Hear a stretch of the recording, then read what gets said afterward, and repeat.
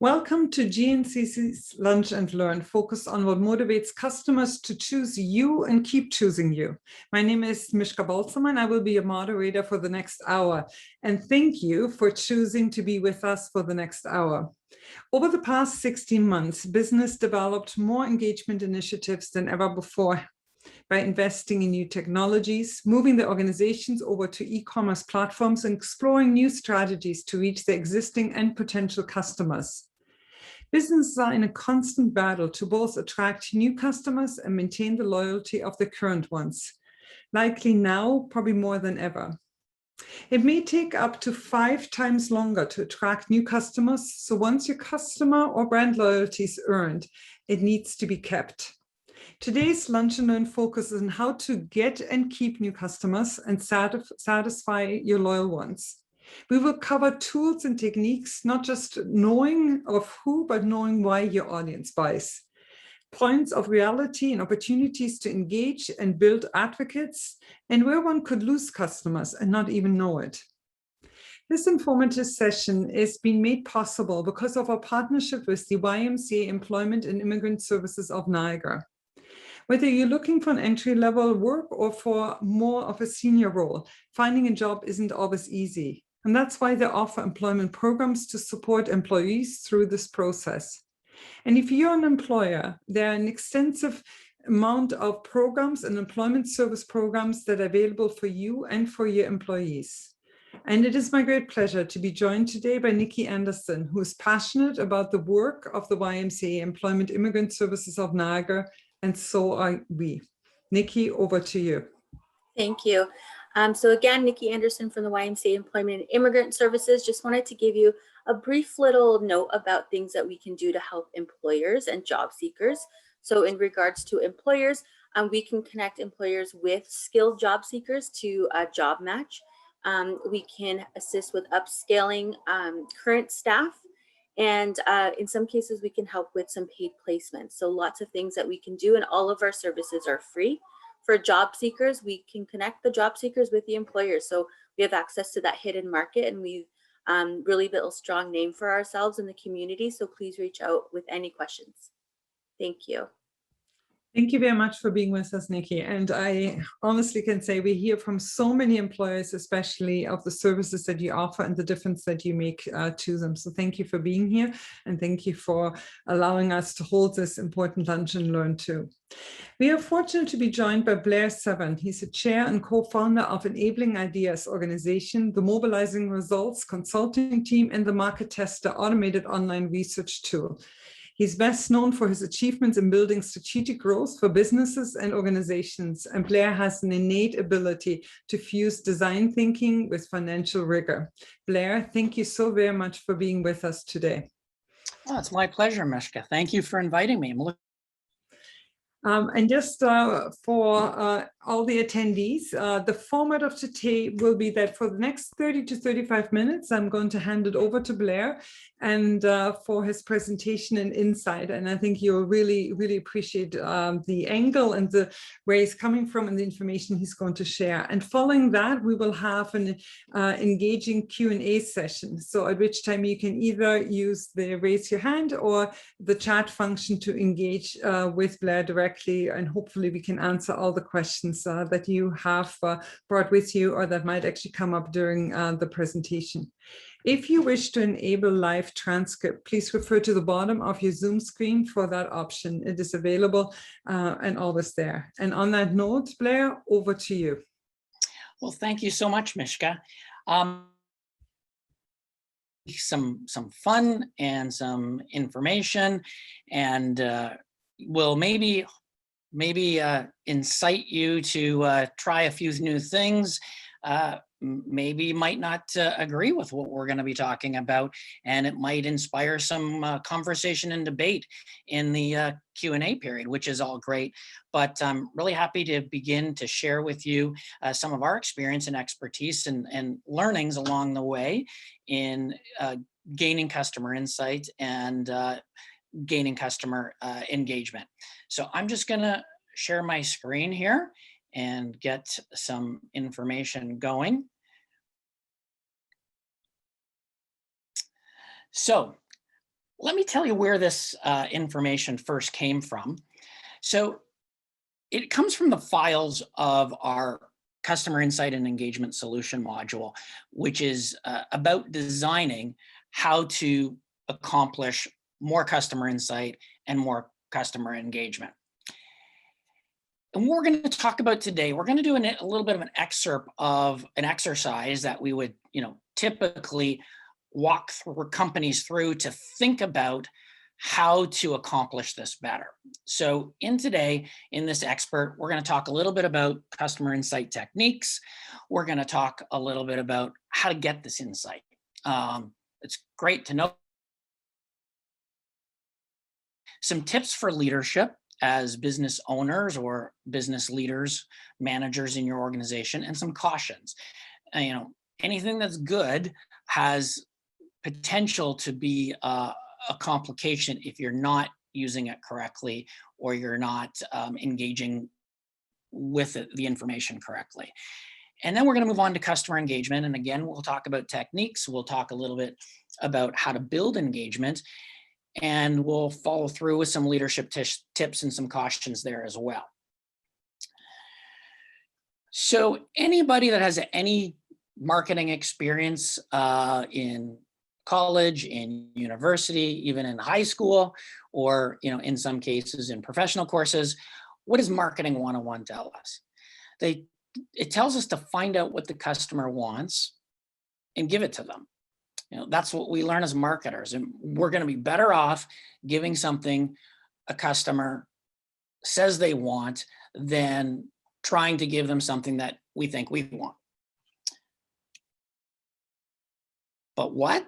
Steve Jobs, perhaps one of the most successful founders of a business in developing new and innovative things for customers, he doesn't agree with market research. He's quoted as saying, people don't know what they want until you show it to them. That's why he never relies on market research. So how do you reconcile that? How do you have most of our marketing educators out there telling us to learn what the customer wants and give it to them, and Steve Jobs says, yeah, that's not really how it works. Not for his success anyways. Well, we're going to get into that, reconciling that kind of dichotomy when we talk about, insight and what insight are you getting and how do you use that insight. People like to make getting insight far, far too complicated. I'm sure you've dealt with consultancies like us, or I'm sure you've dealt with research organizations or agencies or marketing firms that, give you this big, complex method of how we're going to really understand our customer, and we're going to get to the bottom of our customer, and we're going to, do all these great things, which take a lot of time, take a lot of expense. And guess what? Getting insight is not that complicated. Yes, there are sophisticated techniques, but it's actually not that complicated. Getting insight is simply these 4 steps: asking, watching, listening, and comparing. And much of that you can do yourself. Much of that your team can do yourself. There are some things that you may want to hire some experts in for, but you don't need to start there. So when we talk about asking, what are we asking for has a lot to do with the usefulness of the information. So the reconciliation of the Marketing 101 and Steve Jobs is, what are you going to use with that information and how useful is it? Getting customer insight for strategic decisions is often not that useful because customers, the public, the market, they don't know what could be true. Nobody knew the possibilities of the iPad before the iPad was invented. Nobody knew the possibilities of, even back when, originally the personal computer before the personal computer was invented. So to go out and ask customers what they want for the future is almost an impossible task. However, but what customers can tell you very, very powerfully is how to advance your performance, how to improve your performance. So when you're thinking about putting together some type of research, and maybe you're designing your own Google survey or your own Survey Monkey, you want to be thinking about very clearly, what is it you're asking, for what purpose? Because often if you are trying to make big strategic decisions, customer insight research is not going to get you there in and of itself. The other thing that you want to be thinking about is the answers versus insights. In most cases, gaining customer insight is not about getting answers in a survey and going, oh, customer said this, or getting some input on social media. Oh, customer said this. The customer's information that comes in requires an interpretation, and it requires an interpretation looking at a span of information to be able to come to a conclusion, because each customer is going to provide you that information in the context of their individual experience, which may or may not be the broader experience of all your customers. So what's really helpful when you think about research is not just asking what is, but asking what's not. So one thing that research, how about research who's not your customer? If you have an identity that you know is not typically the type of customer that you serve, what is it about them that makes them not your customer? Both sides of the equation is very, very powerful insight. So you can put boundaries around and make sure you're not trickling into things that you're never going to get that customer anyways. You might be spending money, time, effort on activities that is not going to matter. When you think about insight, it's not just what, but how are you asking it? So anybody that's, touched into research, the big question, is it quantitative research or qualitative research that we're getting? And for those of you that may not be familiar with those terms, quantitative research is something that you're getting back data numerically. It tends to be demographic type information, things about your customer, age, income, where they live, those types of things that you can actually measure and quantify. Qualitative information tends to be more things like attitudes, opinions, and interests, and what they think about things. And typically a quantitative type of information is gathered by some type of survey that you can actually bring back, put in a spreadsheet, quantify, and give you some sort of summary of that data. Qualitative information, you've probably heard of, or maybe even dealt with focus groups, or you might have dealt with consumer panels, those types of things, where you're getting into more of a discussion, you're drawing out more information. So what's better? Well, neither are better. Both serve different purposes. Quantitative allows you to do statistically significant type of measurement so that you can actually have a level of validation and confidence that that information is true. Qualitative information is only as true to a large degree as the group you're talking to. But one of the things that I always recommend in terms of getting insight and research is a leadership tip is evaluate the return on investment for how much research you really need and how much precision you really need. So what I mean by that is, if it's not going to impact a decision, if it's not going to impact something you're actually going to do with that information, it's probably more research than you need. So don't get lulled into big complex research studies that may be interesting, but really aren't going to do anything specifically in an outcome for you. So what we like to do is what we call directionally correct research. Very few of us will be involved in any decision that a statistically significant reliability will our decision need to be that precise. Most of us are dealing with directional decisions. What places to go in terms of reaching our customers, what types of things to offer our customers,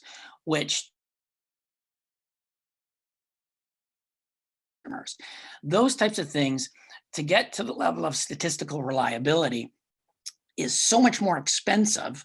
It's tenfold directional research that we usually argue against the need for statistical significance. That doesn't mean to say that we're arguing against validation or reliability. We're just arguing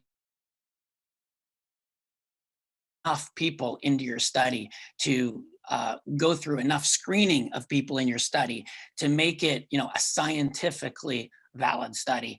Most of us aren't in decisions that require that. So what are you watching? What are you looking for? Well, you're looking for things that are right in front of you, frankly. You don't necessarily have to engage in a big research study to get a lot of insight about your customers. It's in the information you're already getting. So performance measures, a lot of people are all over KPIs and they think KPIs are great, key performance indicators. But we look at those things for things like our efficiency performance or our logistics effectiveness, or we look at things like that for financials. But take a lens of customer engagement in looking at that information. Simple sales data will tell you what customers are responding to or not. Simple campaign period data will tell you when customers are more engaged with you or not. So you can look at the data you already have, but if you ask yourself the question of how is this related to customer engagement, there's actually a lot to learn about things that are in information that you're already collecting. A couple simple techniques as well is basically watch your customers in action. If you have a store, just go and sit in your store and sit in your store on different days. Sit in your store on Saturday, sit in your store on Monday, sit in your store in evenings. Don't do any work. Don't plan to be doing any work. Have the work taken care of and watch how customers engage, right? Watch how your people engage with the customers. Watch what attracts customers if they're walking through and what they see and what captures their attention. Watch how they respond to different things your employees do. And just watch. And you'll be able to, if you do it with a degree of extent, you will be able to see patterns in there. And guess what? Watch your competitors. If you are curious about why somebody's doing well, and they're expanding and they're opening up, and you see that all over the place, go and look at what they're doing. Sam Walton used to say, steal shamelessly, right? So go and see what they're doing. And if they're doing stuff that you could or should be doing, that's a great, simple place to go and get it. One of the things that we used to do, I used to be part of a leadership team at Sony back in the day in my corporate life. And one of the things that we insisted upon was head office people, particularly the leadership, particularly the managers and bosses of functions, would have to every year spend time frontline. So they spent time in the stores or they spent time on the customer service lines to really understand how customers are engaging with the company. It's one thing to be the finance person back and making lots of decisions around what we're going to spend money on and what we're not, but never have had a frontline experience with the customer to know where we maybe should be investing money for a better customer experience. So it's really important that you place back office people frontline periodically for them to experience how customers engage with your business. And it really helps. Ultimately, a leadership tip around that is it really helps in decision-making, strategic decision-making, business decision-making, business planning. Often we find ourselves in cross-discipline conflict, what the finance department wants to do versus what the marketing department wants to do versus the sales department, what they want to do. Well, it's because we're approaching the question each from the lens of perspective that we have.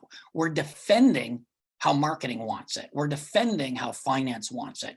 Well, one of the ways to get people on the same page is none of us exist if the customer doesn't want it. So let's give everybody a baseline of how the customer wants it by giving everybody, back office, front office, a common perspective of how customers are engaging or not engaging with our organization. So Listening. Where do we listen? It's quite simple. Call them. You don't need a survey to go through a customer base list and, as the leader, as the manager, go, just call them up and say, I'm just like to spend a few minutes, tell me how we're doing. That can be more insightful than some survey of some distant group of people that are going to answer it in a really more laboratory type way than a conversation. Get on your customer service line and listen to it, or be on the customer service line, or at minimum get transcripts from your customer service people, or if you have a customer service line, you should be getting a monthly report on the most common things customers are saying, good and bad. And listen to your employees.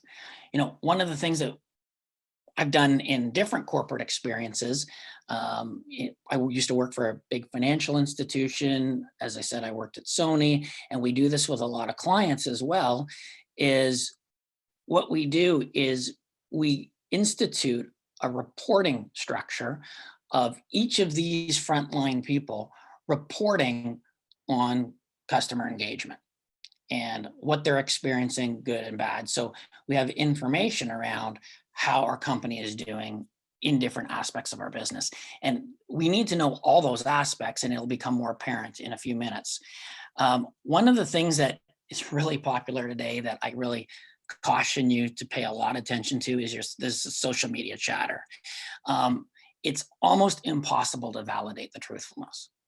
First of all, even in good intended individuals are commenting in the extremes. They're commenting when they really, really love it, or they're commenting when they really, really hate it, which is not necessarily reflective. So if you look at social media, you can get the wrong impression of how much people love what you do or how much people hate what you do. And then of course there's all the trolls and the, potential of competitors making comments on each other's sites and all sorts of, funny games. So, social media at best is a broad brush. If you've got 1,000 great comments and you got 500 bad comments, you're likely doing better. If you got 1,000 bad comments and 500 great comments, you're likely doing worse. But I wouldn't put a lot of weight into what specifically you learn on social media. So one of the very most effective methods of gaining insight is comparing. So what is comparing versus testing versus research? So one popular way that even big companies are using to test, as an example, is maybe even though they have the means to launch a new product or a new service, they launch it on Kickstarter. If people are prepared to fund it, then that's a pretty strong indicator that people are prepared to buy it. So it's a great testing method, big or small. But testing is testing, meaning that you're getting a response based on a specific scope of information, scope of situation. Anybody who's been in advertising may have been part of or experienced or heard about A/B testing. So what's A/B testing? It's where you have two campaign messages, and you put out the two different campaigns, and it's done often in digital media because it's not as costly to do, and you can, or how many hits or how many responses you get. But here's the problem with A/B testing. You may learn over time what resonates more with your market and your customers, but the problem is half your people are getting a less effective message. So think about that. You spent money on media to put a message out there in the marketplace, and half the people are getting something less effective. We would argue that you should do A/B testing ahead of time. And Mishka mentioned in her introduction, we founded a tool called the Market Tester, which does exactly that. It allows us to compare test efficiently with consumer panel sample, so you know before you spend any money what consumers' preferences and why. Preference comparing is the most effective way, in our opinion, to do research, because it's very, very difficult for people to tell you what they like or don't like in sort of an absence of context. With context, it's much more easier for people to say, I like this better than that. I don't like this as much as that. So we would always argue that more insight is gathered through comparing than testing or research alone. I'll bring you to a couple cautions. So a caution is projecting yourself into the data, into the information. We look at things from our perspective. And, even if the data is in front of you, it's natural to interpret the data towards a way that makes sense to you. And I thought this was a great quote, was we don't see things as they are, we see them as we are. And you need to have that perspective that you are coming to the information, even if it's data in front of you, you're coming to it with a bias. And you always have to identify your bias as you're evaluating those interpretations. Another caution is personas aren't reality. Don't be projecting the ideal. Now, again, personas, if you haven't heard that term, it's an extremely popular form of research now. And what it means is it's not just about market segments and talking about groups in general. It's actually defining who is this person that buys from us. And it's very popular among marketing agencies, and they love this because it's very creative and it's very fun. It said, my customer is Jan Smith, and Jan Smith drives a minivan, and Jan Smith driving this minivan has 3 kids, and those 3 kids, 2 are in soccer and 1's in hockey. And she also participates in church on the weekends. And they get into this grave degree of descriptive detail so that you really get into who this person that is your customer. Well, the reality of it is everyone is slightly different. And being slightly different does not mean a persona. If you are designing to a persona, you are likely missing the nuances. And as much as you are hitting the mark on some people, you are probably maybe even offending. But if not offending, you are missing the mark on being relevant to other people. If you are going to do personas, and we use it as a technique, I'm not arguing against the value of it. I'm just arguing against the clarity of the use of it. If you have a customer segment that you're thinking of, you probably need a minimum of 5 to 10 personas to span who's all in that group and the different kind of perspectives that they all have. Projecting understanding. So this was a recent piece of information that I pulled that I wanted to put in this, that I thought was just a fantastic perspective that, we all see, particularly right now, people jumping on ESG, efficiencies and things, or people jumping on, being inclusive. And this was written by Andrew C. Prasad, who's the Associate Director of the Business Design Initiative of Rotman School of Management at U of T. And they're a partner organization in our group of companies. And one of the things that he argued is recognize, and I thought this was such a fantastic headline. It's an opinion in the Globe and Mail. You can look it up. I am more than a pink dollar, the shortcoming of rainbow capitalism. And what's important to look at this is what he says right at the outset of his quote is, people perceive some of these initiatives as inauthentic.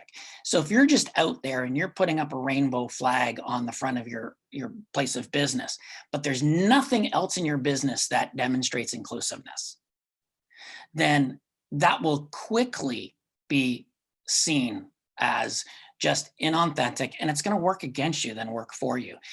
I'm not saying inclusiveness is not a great thing as a primary value within your business, but you need to show it throughout your business in every aspect, and how you hire, how people are placed, how people are allowed their free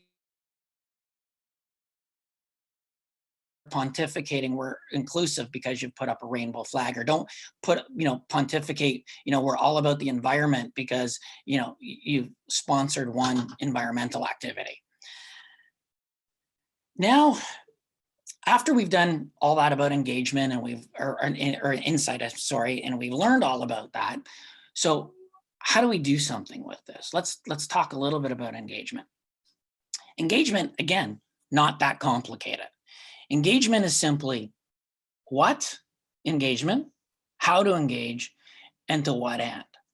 And to what end is probably the most important thing, if you remember anything from today's session, is to what end, and making sure that to what end is in the fabric of your organization.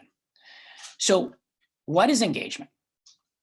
Engagement is not how you talk to customers. Engagement is not your customer service line. Engagement is not how you social media post. Engagement is not how you invite subscriptions or followers. Engagement is everything, everywhere, every day. Your name badge on your uniform is engagement. The cleanliness of your location, whether it's dusty or clean, is engagement. Every aspect of what you do that a customer can come in contact with is engagement. And the way it works is quite simple. Think of it like a bank account. Everything that you do that engages the customer positively is a deposit to your bank account. Everything that you don't do well is a withdrawal. So you can have the most fantastic social media engagement going on, and then they come into your restaurant and the floors are dirty and the tables are dirty. You're done. You spent lots of money engaging with the customer and having all this great, activity and interchange with them. And then you do the one thing that is most business critical to you, say in a restaurant, having a clean environment, and all those deposits are eliminated with one single withdrawal. So when you think of engagement, you have to go through your organization literally with a fine-tooth comb and take an inventory of every element of how a customer may engage with you. There is no detail too small. When you're thinking about designing for your engagement, you want to design what we call as a through line. And a through line is what is the underlying basis by which you're engaging with customers that everybody can recite in your organization, everybody. So if your through line is about being fast and expedient, everybody has to do that. Not just people in the front line, but people in the back of the warehouse. Everybody has to know that that is your bottom line engagement through line. And what's important is what customers obviously should think, what customers should experience, but what is often left and where. And the old saying, like, I don't remember what you said, but I don't remember what you did, but I certainly remember how you made me feel. And so really understanding what is the feeling that you want customers to have in all touch points of your engagement becomes bottom line for everybody. And it helps people make decisions. It helps every employee across your organization make decisions to be able to do that. If they know this through line, they can always measure their actions against this through line. One of the things that's often we tend to do when designing customer engagement, and particularly if you're in certain functions that are there to protect the risk of the company, whether you're the finance function, whether you're the operations function, whether you're the logistics function, we want to protect the company. We have genuine interest in protect the company. So we'll often want to institute engagement things that protect the company from how we might be taken advantage of.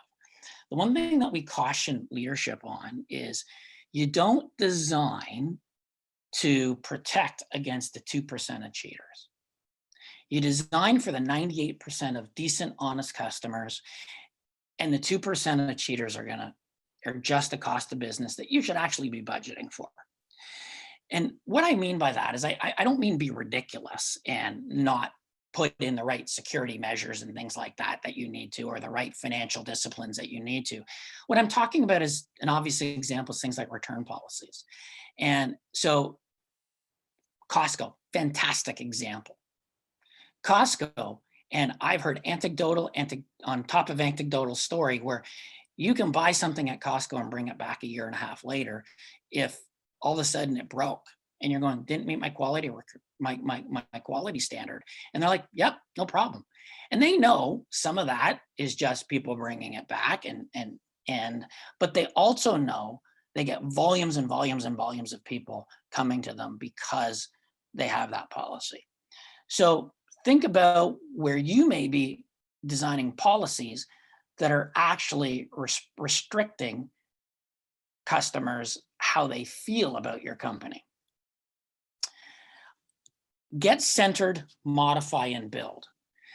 When we started out, we had a inexperienced social media person come to us and say, well, you got to be on Facebook, you got to be on Twitter, you got to be on Instagram, you got to be on LinkedIn. And they had all these things that we had to be. And I'm sure many of you have faced the same thing. And it's a matter of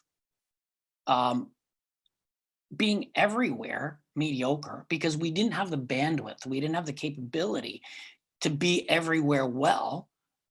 That just basically screams to the market of everywhere they see you as mediocre. So what we always argue is understand what is your center point. What are you going to be great at? And then build off being great at that. So if you're going to be really great on Facebook, be really great on Facebook and engaging with people on Facebook and content on Facebook, or if you're going to be really great in store, be really great in store.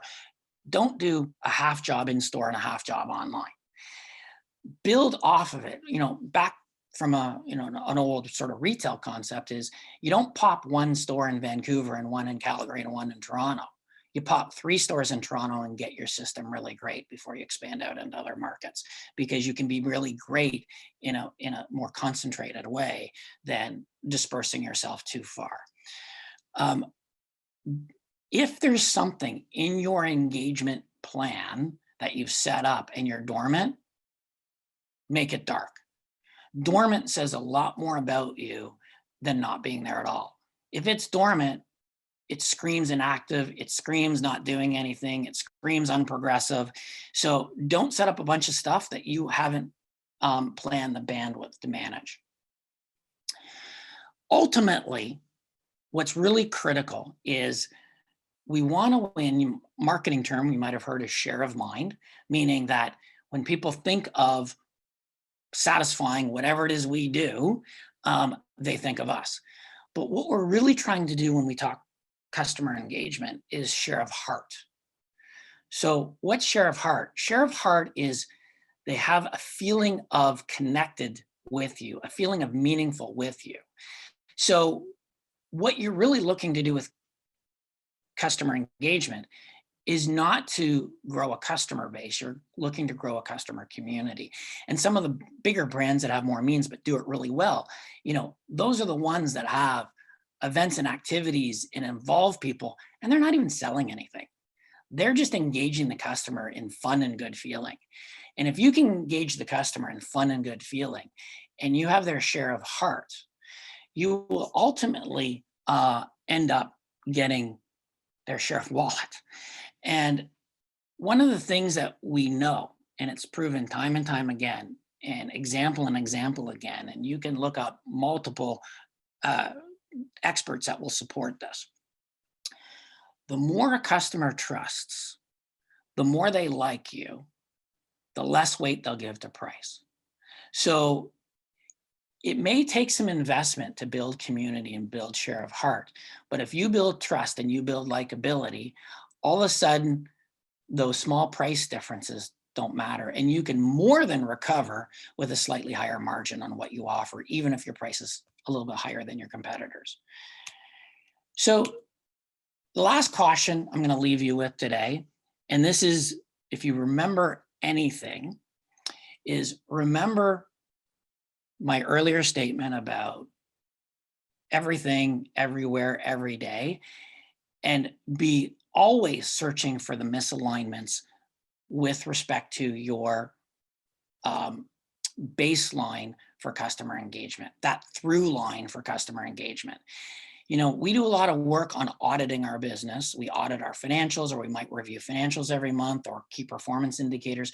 That's all great stuff to do. I'm not arguing against that, but that's lagging indicators. That's telling you how your business is already done.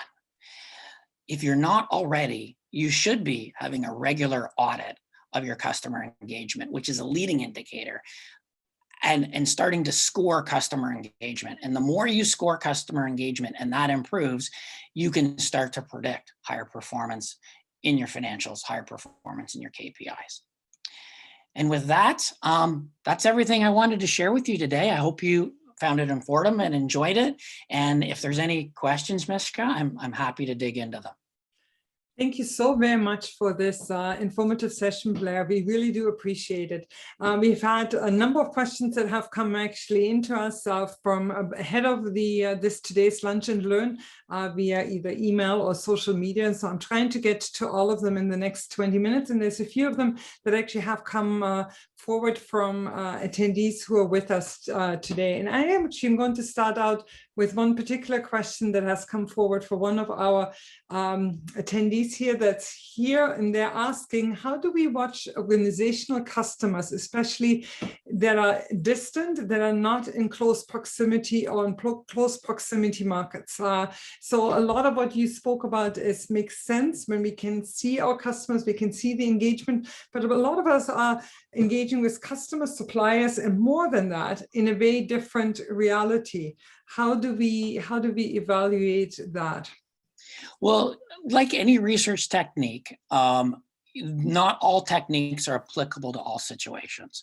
So if you're in a situation where, your customers are very remote, the watching technique that we propose may not have the ROI, because it would physically mean you going there, getting on a plane or getting in the car and spending some time there. It's a very inexpensive technique and very valuable if your customers are relatively close. It's not as useful, but companies still do it, and it's still very valuable in the investment of actually spending some time. Because if you do have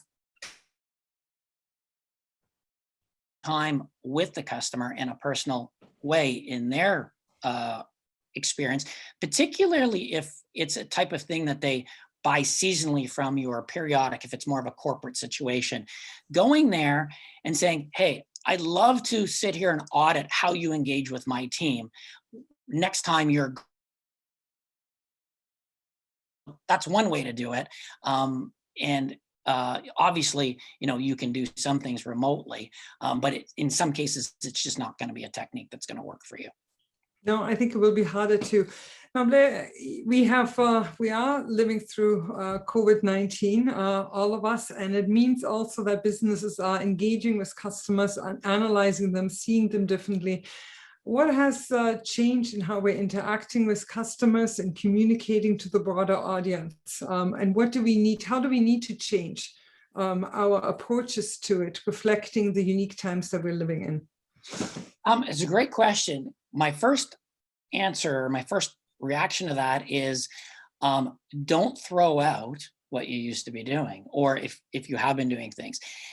There was a time, and I remember when personal computers came in, and I'm aging myself, and everybody said, you know what, it's going to be a paperless society. We're not going to use paper anymore.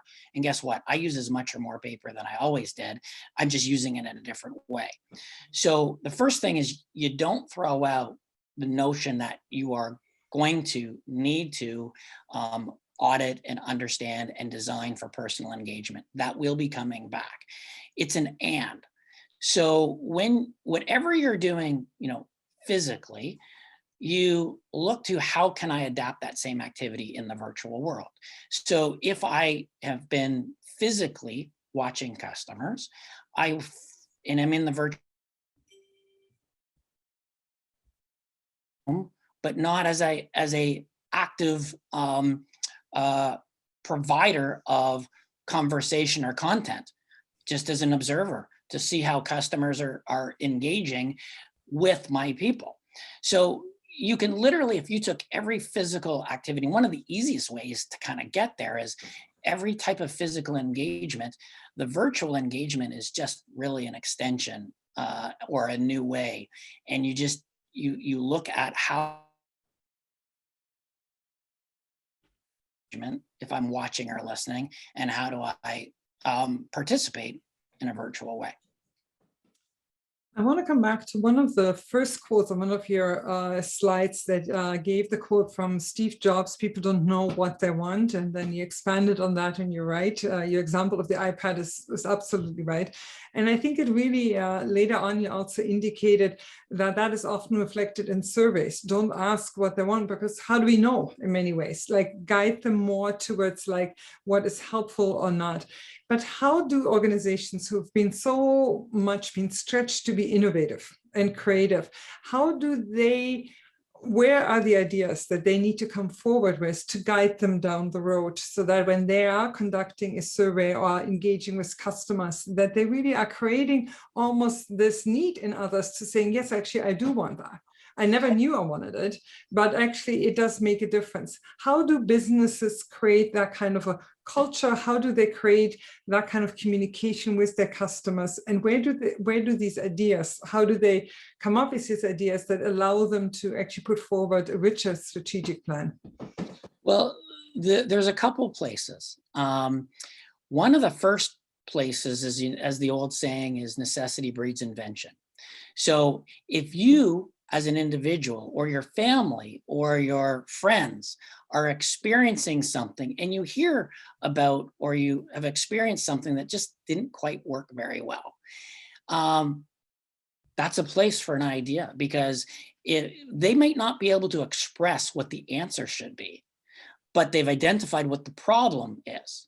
So if you can identify where things aren't working well, you don't need a customer to express, we need an iPad.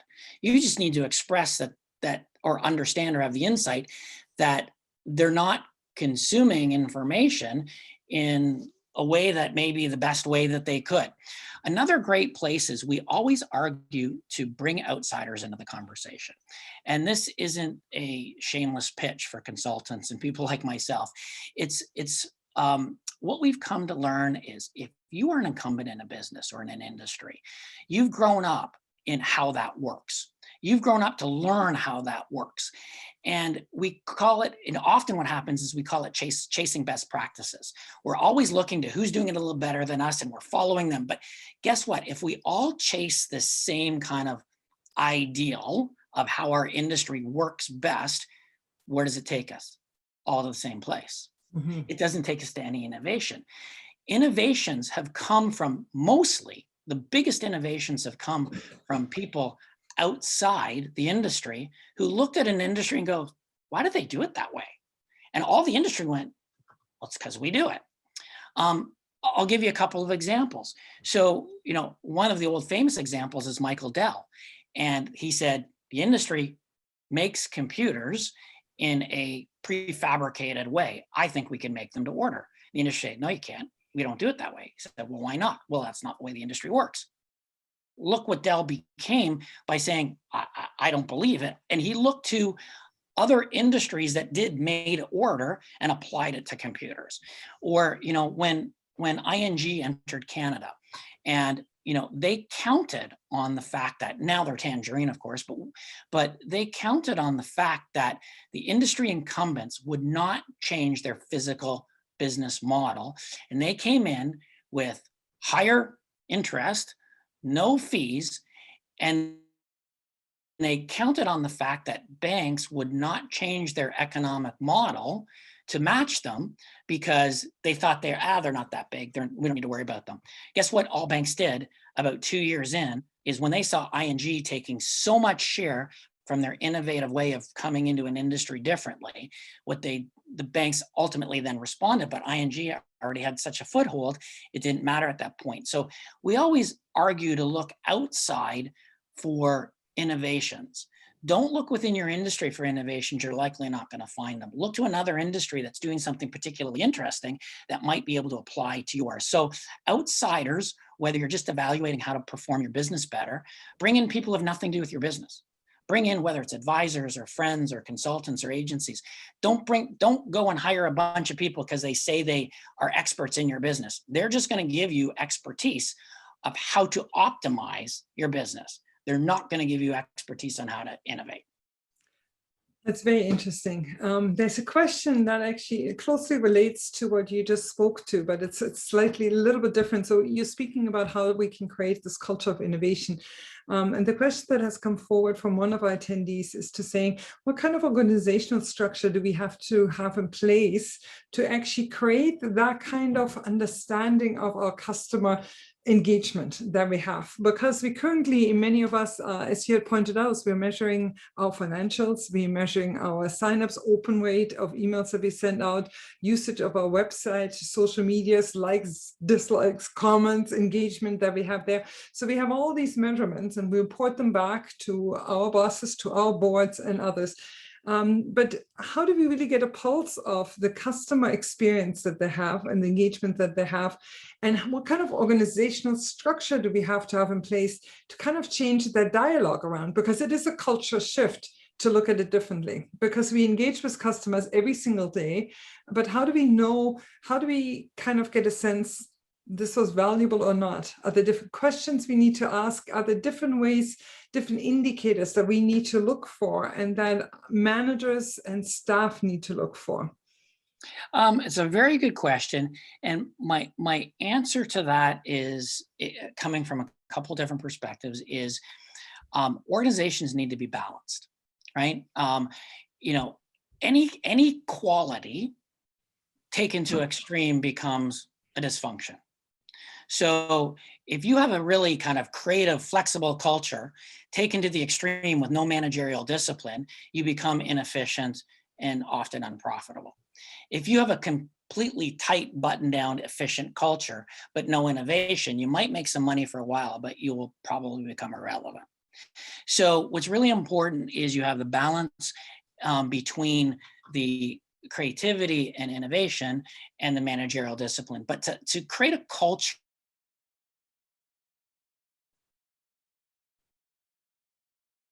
disciplines, you need to have a customer engagement report that's happening every month, like your financial report. And that customer engagement report is where you are taking these different indicators, your social media responses, your performance on your web portal, your click-throughs. Those are just indicators. Those aren't the answers in itself. It's taking that and curating all that information and putting trend lines to customer engagement. So we're engaging more digitally, we're engaging less digitally, we're engaging more, in person, not in person. By curating that information into a management discipline, think of it like an income statement. So if you don't have that bottom line information, all those lines in that income statement aren't that meaningful, right? It only becomes meaningful when you summate it to a meaning, and that's your bottom line. So your customer engagement indicators all need to be summated into a bottom line of insights. So that's one thing, is make it part of your management discipline. The second thing is make it a rule. I mean, if you are big enough and you have enough bandwidth, a customer engagement at the leadership table, right, that crosses all the functions. It is a cross-functional impact. So either the CEO owns that role and manages that role, and it's embedded in the culture that the CEO creates, or one really telling way is a key person that is direct at the leadership table with the CEO, the engagement leader, that has the ability, it's kind of a cross responsibility. They may not own that function in each of the cases of the business, but they own the accountability of how customer engages in that area.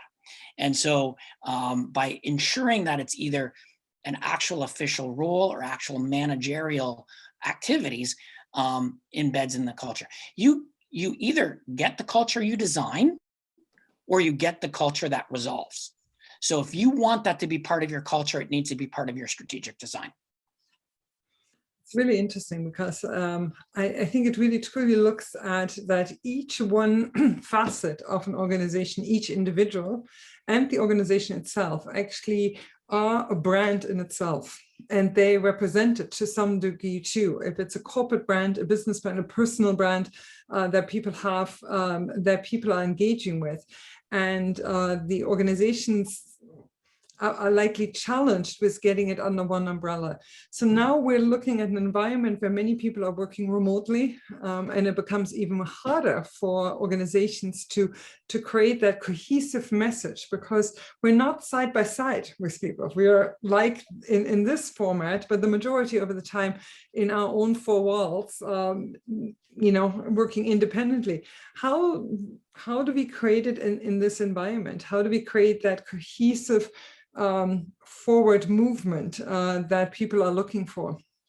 So, sorry, Mishka, you cut out there for a second, but I think I heard the question. And if I didn't, ask it again. But what I always advocate is that, you know, we're all so in tune to vision, mission, values. You know, there's probably not a company that's done any form of business plan or strategic plan that hasn't laid out vision, mission, values. And those are useful and they're effective if in fact they fall one step further into how people, their decisions are guided. So if they're actually making a decision and they're measuring their decision against the value structure or the mission structure, they'll usually be more on strategy with the organization than off. In that same level, you need a customer engagement through line value.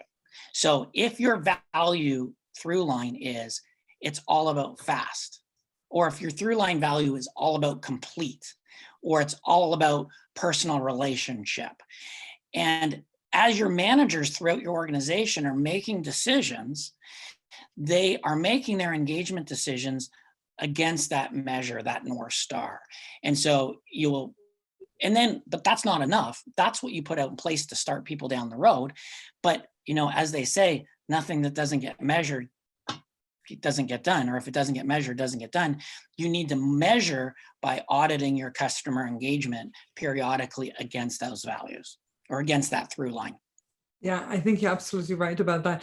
Now, I'm actually so conscious of that we're getting close to 1 o'clock. And normally what we do, we ask our guests, the panelists, to kind of, we give them a minute for closing comments. So I'm going to pass it over to you. And because you have so much experience and a wealth of knowledge when it comes to it, any kind of final thoughts that you want to leave our audience with? Well, thank you, Mishka. The one thing that I would leave the audience with is remember what you're doing is you design a result. And so our whole approach to how we work is it's not about figuring stuff out and then turning it over to people to try and figure out to implement it. It's about designing the result inherently in what you're doing. And why companies go awry is they go awry with little misalignments. If you have an organization of 10 people and each person is 2% off the direction that you're trying to achieve, just do the compound math on that. You can find how far away you actually will get from your objective. So the way we structure our advice and help with clients is all around starting with the pain point that is most severe, and then building alignments around those pain points and backing into an aligned solution. So think about designing for the result you want and then aligning everything to that design. Yeah, that makes full sense. Blair, it's always wonderful to spend an hour with you. And so thank you so very much for being with us for today's Lunch and Learn. This Lunch and Learn, as with all of our webinars and other Lunch and Learns and events, is being recorded and will be available on our website.